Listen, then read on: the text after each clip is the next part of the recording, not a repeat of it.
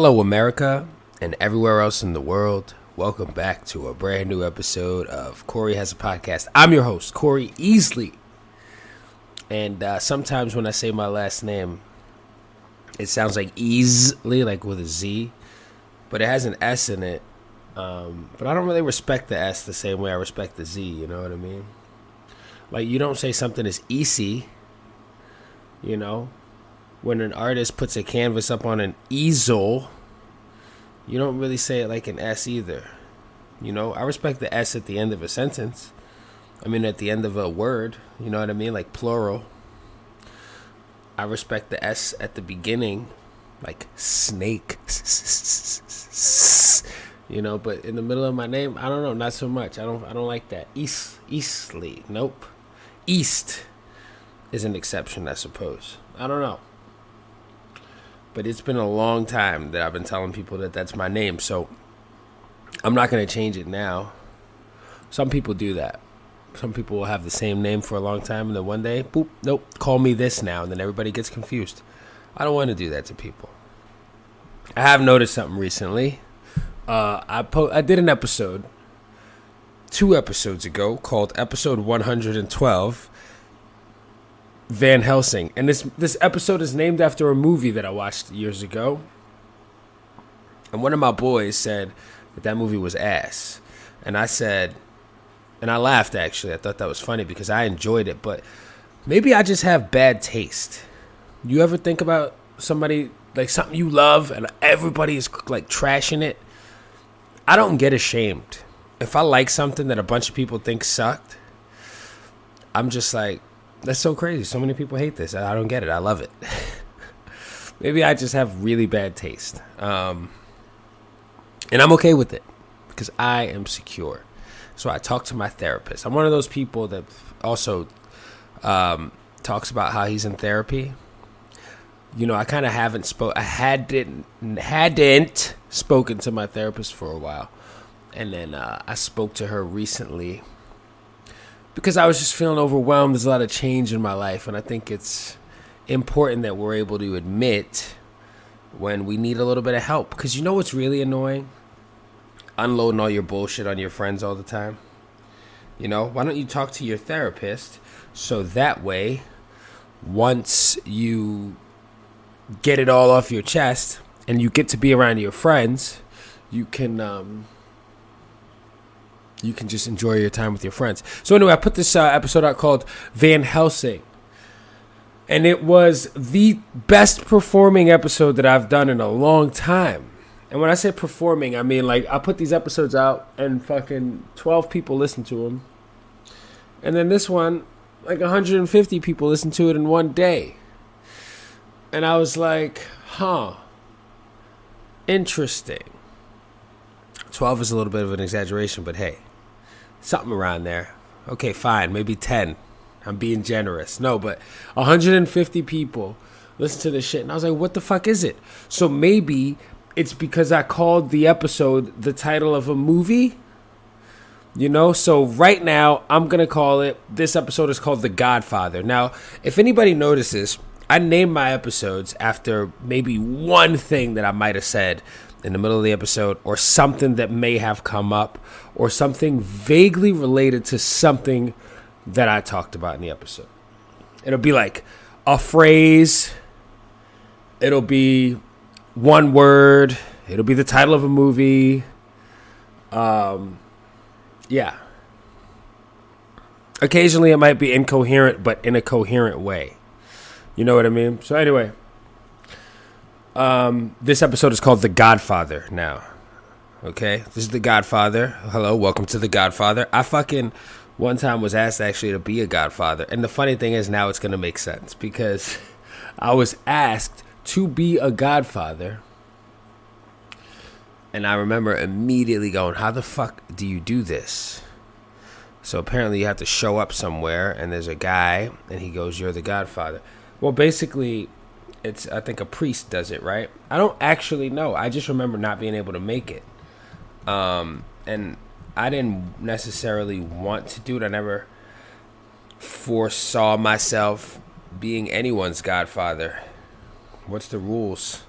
of Godfatherhood. The rules are, if the parents somehow are no longer able to take care of their child for some reason, whether it's tragedy, maybe they decide to become heroin addicts or something, which is a tragedy, right? I guess to some people. I'm wearing a sweater, by the way. It's summertime. It's fucking hot outside, but it's cold in here, baby. That AC is pumping. Something happens to the parents, you now are in charge of taking care of their children. But isn't that weird? Because wouldn't their parents, like the grandparents, be in charge, or like their sibling, like their next of kin? I don't know what that means. Hold on. So what I'm gonna do is, what are the rules? Friendship is everything. This is the movie Godfather. Friendship is everything, though. Rules of being a Jedi. Nope. Wow, that's funny. If you type in rules of being I'm gonna tell you the first few things that come up. Rules of being a Jedi. Rules of being a nun. Rules of being a Disney princess. Rules of being a man. Rules of being a Mormon. You know, these fucking Mormons are out here getting away with murder. I'll tell you that right now. No, they're just choosing to have a really hard life. Who the fuck wants that many wives? That doesn't make any sense. Anybody who says, I want to have that many wives should have their fucking brain examined. All right? It's just not, it doesn't seem like a great idea. Now, a godparent must normally be an appropriate person, at least 16 years of age. Wow, you could be 16 and a godfather? That seems way too fucking young. A godfather? That sounds like somebody who's at least 37 years old. This is my godfather. He's 37. His name is Rick. A confirmed Catholic who has received the Eucharist. Oh, because I didn't get the Eucharist. I didn't read the baby books. No one has ever raised a baby without reading the baby books. Remember Knocked Up? It was a great movie. That was before I started to fucking dislike Seth Rogen. I don't hate him. I just don't care for him very much. Not under any canonical penalty and may not be the parent of the child.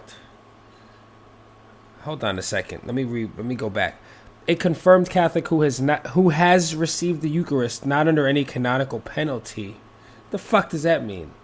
Yo, I feel like these people just make words up so they could sound important, so they could sound official. You know, back in the day, a bunch of white dudes would be in a room wearing black robes and wearing these big white wigs and writing stuff down and going, and these are the rules that everybody else has to follow. And if they don't, then they belong in prison, or they don't belong here. You know what I say? I say, fuck those guys. Fuck them all. Right? Of course I was going to say that. Hey, if you are one of my very few listeners and you knew and you heard me start talking about that, you knew it was coming. You know why? Because I don't really like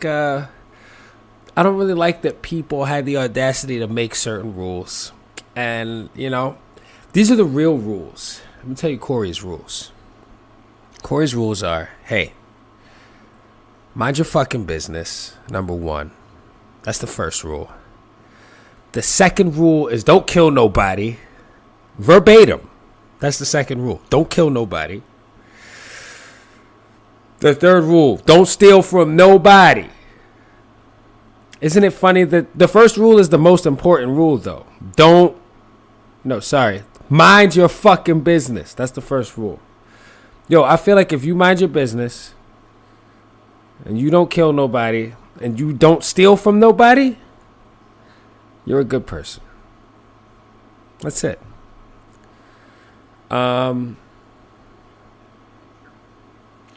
Being considerate of others.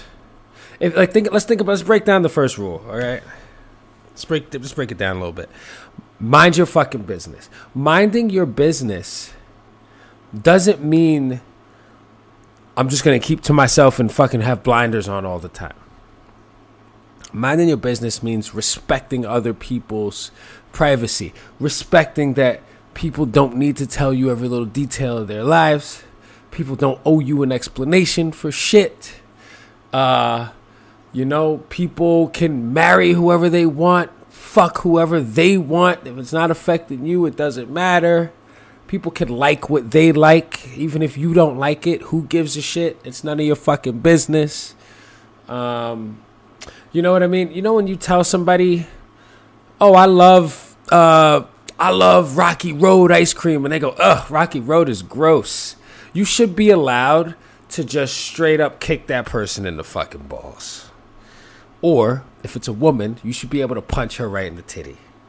Hard too, like hard enough for it to hurt. So that way, they could learn their lesson. That's how you teach children. That's how I learned back in the day. Don't do that. Well, why should I not do that? Oh, because somebody's going to inflict pain on me if I do this thing, so I don't do it. And now, look at me. I'm a fucking upstanding citizen. Having a cup of coffee, by the way. I tell you what, recording these episodes in the morning is great. It's great. Doesn't fucking matter. But yeah, people who mind your fucking business, it's just powerful. It's powerful. You can be happy and let somebody else also be happy. Let other motherfuckers be happy too. The problem is everybody's all in each other's business all the time. That's how wars get started. Because people are like, "Oh, what the fuck? What's going on over there?" Like whole countries are doing it. Like the leaders of the country. I think people who so desperately want power, want to be in charge, may not always be the people who should have power and be in charge. I'm not the first person to say this. And whoever was the first person to say that, I agree with them 100%. Now, what are the rules of being a godparent? I digressed. Which was one of the names of this podcast originally. But I digress. Wait, hold on a second. Godparents must be chosen by the parents or the guardian. I thought godparents were chosen by God. I thought you had to go down to the church and open up a book and light a bunch of candles. I think that's how you get Satan to show up, right? Light a bunch of candles. How do you get God to show up? There's so many movies where people just light a bunch of candles in a circle. And they sit in a room somewhere. And they open a fucking book. And they turn off all the lights. I guess you would turn the lights off if you have that many candles. You can't do this in the daytime. Unless you put fucking blackout curtains in the window or something. Maybe go to a hotel and do it so you don't have to do it at home. That's how you get Satan to come. How do you get God to come? If this was if I was really, really dead fucking serious, how would I get God to come? I would go somewhere beautiful. Seeing that, typically in these stories, there's so many different versions of this, but God would be associated with just beauty.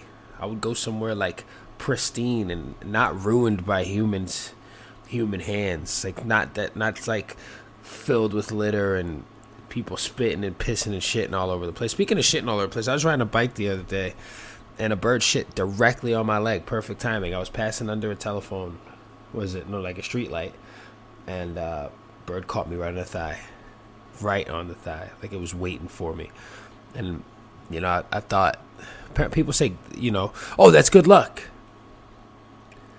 Not a fucking single good thing happened to me that day. But it's all right. Maybe one day my ship is coming. If there's one thing I learned about getting in a rhythm and getting in a grind, whenever you feel like, oh God, this week is endless. This day is fucking never gonna end. I'm so tired. I could barely stand up. My fucking feet hurt. Those days always come and go. There's always a point where you're sitting down somewhere later man, that was crazy. But now I get to rest. If you could just get it in your head that that shit's temporary, It's just so hard to be that fucking positive when you feel that miserable. It is one of the hardest things in the world. And I think motivational speakers and all this shit, I think they're just like are having a great day, or at least able to, pretend they are for the motivational speech. And these motherfuckers are out there like, listen.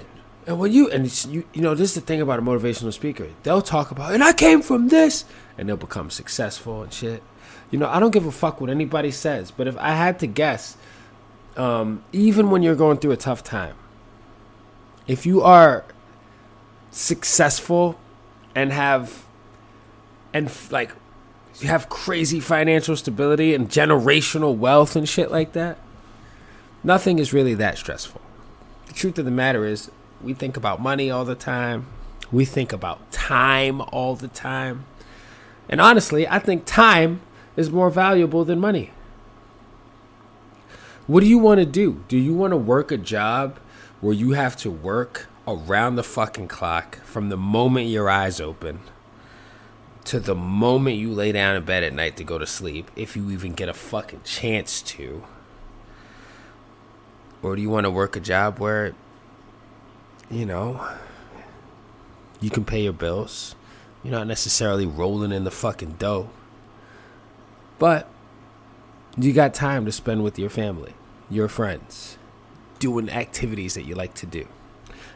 I don't know. I think most people would choose to have the time. It's just soul crushing to feel like you don't have time for yourself or anything, right? Like, some people like that shit though, and I don't think they really like it. I think some people love being so wrapped up in work because it distracts them from dealing with their own emotions and their own sadness. It's very uncomfortable. I feel like it takes a very like mature and evolved person to sit down with themselves and their thoughts, and to be alone in the silence by yourself. I think everyone is capable of going insane. Everyone. You saw what happened to Smeagol in The Lord of the Rings. He lost his fucking mind. What happens when you lose your mind? You just start to become grotesque looking.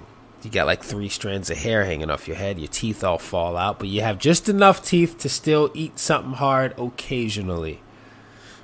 Otherwise, you got to just gum everything down. It's a real fucking bummer. Eat pudding and shit.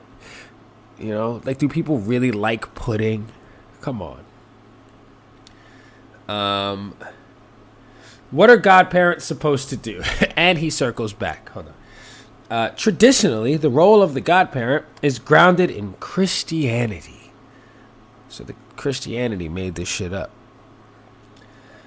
With the practice most often being associated with Catholicism. Within the Catholic Church, a godparent must be chosen from the congregation. What the fuck? And commit to guiding their godchild's spiritual life, beginning with their baptism. Okay, hold on. So 2 people have a child, and then the church has to pick a motherfucker to be their godparent? Like, listen, so I want you to hang out with this third person. It's a godfather or a godmother, I suppose. Yeah, this third person's going to help you raise your child. Yeah, but we don't need them. Nope, they're going to help you. They're going to be there. They're going to make sure that kid is also a Catholic, right? So whatever I don't know how you want to do it, but yeah. Well, shit, can they pick them up from school and buy all their Christmas presents too? Let's not get carried away. Well, then tell them to get the fuck out of my house because we don't need them. All right, well, you can't come back to the church anymore. Great. I'm going to start my own church. Yeah. That's the attitude that I feel like I have. Oh, you can't do it? All right, cool. Well, fuck you then. I'm going to start my own thing. And then I'll walk away and really not know how to start my own thing. But at least I said it. You ever have those moments where you wish you could rewind time and say the thing you should have said?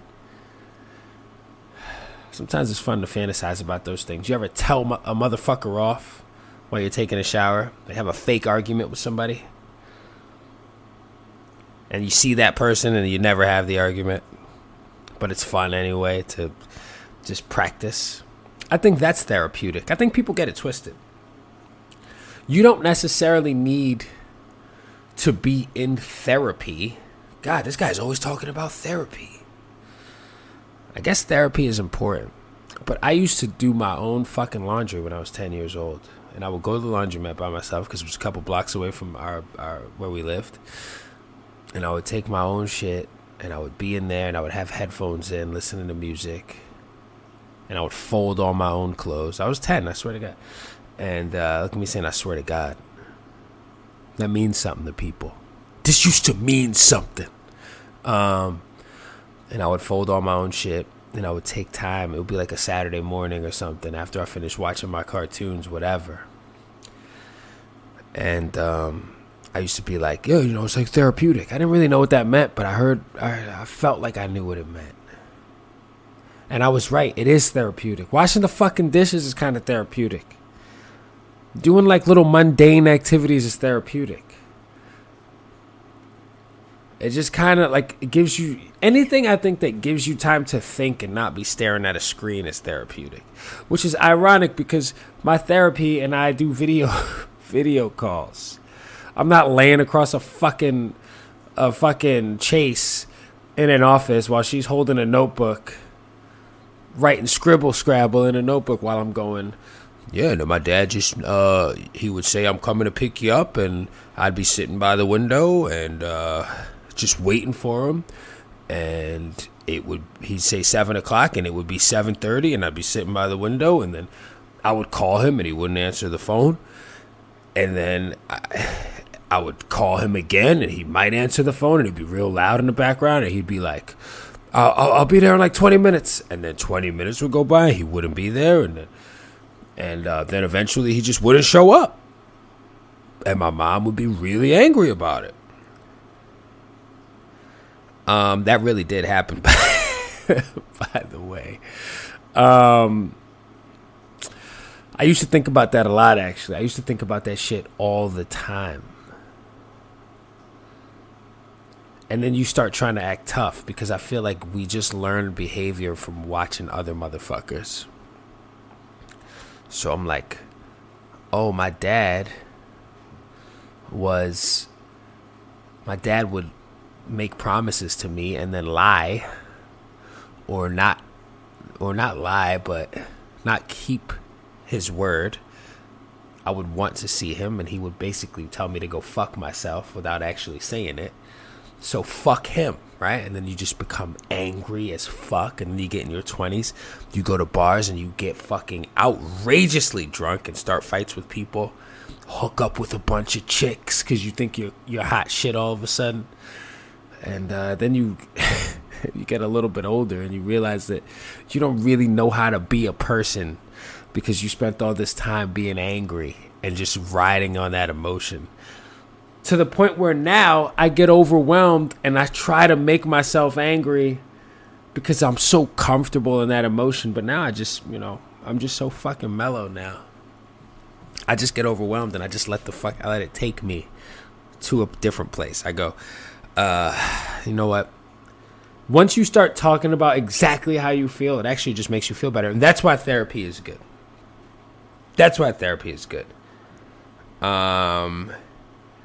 Can I be a godfather if I'm not Catholic? If a person is not Catholic but is baptized Christian, but is a baptized Christian, whoa, hooked on phonics over here. I can't read. Who belongs to a non-Catholic denomination and a good example of Christianity in practice, he may participate together with a godparent who meets all the requirements above as a Christian witness of the baptism. Canon law. What is this shit? I could look it up too. It's funny enough. You can't just walk in there and go, I'm a Catholic. Okay. Well, when was the last time you had the Eucharist? Well, I ate a piece of toast this morning. All right, you're in. So the Eucharist, let me just make sure I think the Eucharist is the bread and the butter, right? The bread and the body. The bread and butter, baby. The fuck is the Eucharist? The Christian ceremony commemorating the Last Supper in which bread and wine are Consecrated. Yo, we didn't even have the real Eucharist at my church, bro. I grew up in the Bronx. We had like little saltines and a fucking Welch's grape juice. Where's the real shit? Jesus didn't make these motherfuckers drink grape juice. They were in there getting fucked up. You can't have this. Why? It's not for children. Bullshit. It's Welch's grape juice. You know? Let's talk about the sugar addicts in the family. Not sharing that Welch's grape with the kids who really need it. I'm going to go play on the playground. You're going to sit on the couch and talk on the phone all day, you fat bitch. I would never. All right. Last one. Last one. Should godparents be family or friends? A godparent must be in regular contact with the family. Man, these are some strict rules. Don't ask someone who you know will be one of those godparents who no one has seen for years. That's why I couldn't really be the Godfather. I pulled this disappearing act and went on a fucking Dave Chappelle style spiritual journey, baby. I would love to go to Africa and just go on a spiritual journey and be like, damn, this is and just fucking just be around my motherfucking ancestors and shit, right? Although a lot of my ancestors were brought here as slaves. Don't ask someone who you know will be one of those godparents who no one has seen for years. Being a godparent is both an honor and a responsibility. Man, shut the fuck up. This godparent shit is fucking bogus. I'll tell you what. It takes a village to raise a child. If you're going to be there for your friends who are having kids and need help, be there. If you're not, stay the fuck out of it. Let people raise their own kids on their own. They have families, and if they don't, and if they need your help, they will ask you for help. And that goes back to tie it up in a little bow. Rule number 1, mind your fucking business. Just be a good person. Don't kill nobody. Don't steal from nobody. That's a wrap. Listen, everybody, have a nice day. Take care of yourselves. Take care of the people you love. If you enjoyed this podcast, share it with somebody. Maybe 150 motherfuckers will listen to this one in a day. And if you have any questions, concerns, disagreements, agreements, if you want to say, hey, Corey, you're doing a great job. Or if you want to say, Corey, your podcast sucks. Keep doing it until you have one listener. I'm losing followers every day, baby. Think I give a fuck? All right. Take care of yourselves and the people you love. You can email me at CoreyHasAPodcast@gmail.com. I love you all. Have a fucking blessed day. Thank you. Bye.